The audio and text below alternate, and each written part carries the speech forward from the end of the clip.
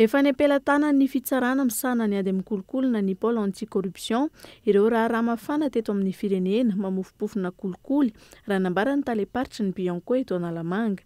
Voakasika izay raha ny fanazavana ny atota taratasy mikasika ny raharaha Claudine Razaimamonjy izay miandry ny fanapahan jirafim-pitsarana ity.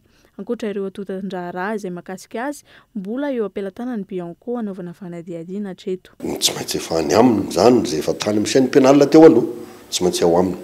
Mino fandraisan'ny fanapahan-kevitro zany rehefa tonga amin'ny fotoana tokony anaovany an'izay. Ny ao ampela-tananay izay vitanay dia ho alefanay any amin'izy ireo ihany koa. Izay vitanay fanadihadiana dia alefanay makany aminy. Ny tsy vita teo anivon'ny chaîne pénale dia raisin'izy ireo dia tohizan'izy ireo ndara-pitsarana satria ndara-pitsarana tsy vita ray andro. Fa misy aman-taonany ary mety aman-taonany maromaro mihitsy koa aza. Mbola misy kia? Mbola betsaka, mbola misy.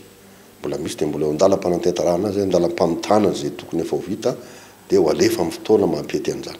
Isan'ny ifitoeran'ny AIA ny besin'ny maro mikasika ny raha mafana eto amin'ny firenena ny famotsora ny fitsarana azy aorian'ny fandefasana ny atota taratasy.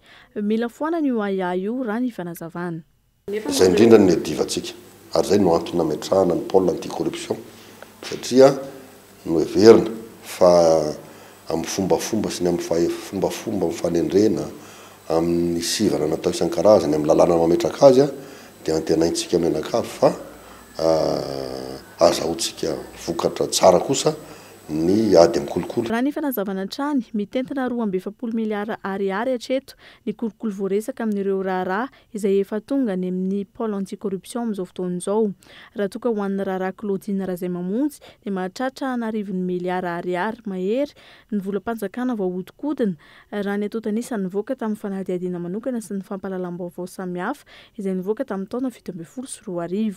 Mikasika ny raharaha Claudine Razaimamonjy ity hatrany dia mitony fanadihadiana sy ny fanenjehana raha ny fanazavana amantarana izay tompon'andraikitra nametraka sonia tamin'ity raharaha ity sy ireo tompon'andraikitra eo anivony tahirim-bolam-panjakana fa ihany koa ireo rehetra izay nandray anjara tamin'ny kolikoly. Isany koa raha ny fantatra ny fifampidinian'ny tompon'andraikitra eo anivon'ny PAC miaraka amin'ny Bianco mikasika ny tranga izay nisy sy ny pirofo ampela-tanan'izy ireo.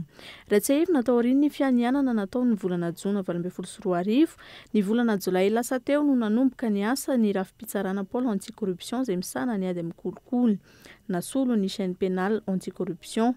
Ireo atotan-draharaha tsy vitan'ny chaîne pénale no raisin'izy ireo an-tanana miaraka amin'izay raharaha voarain'izy ireo.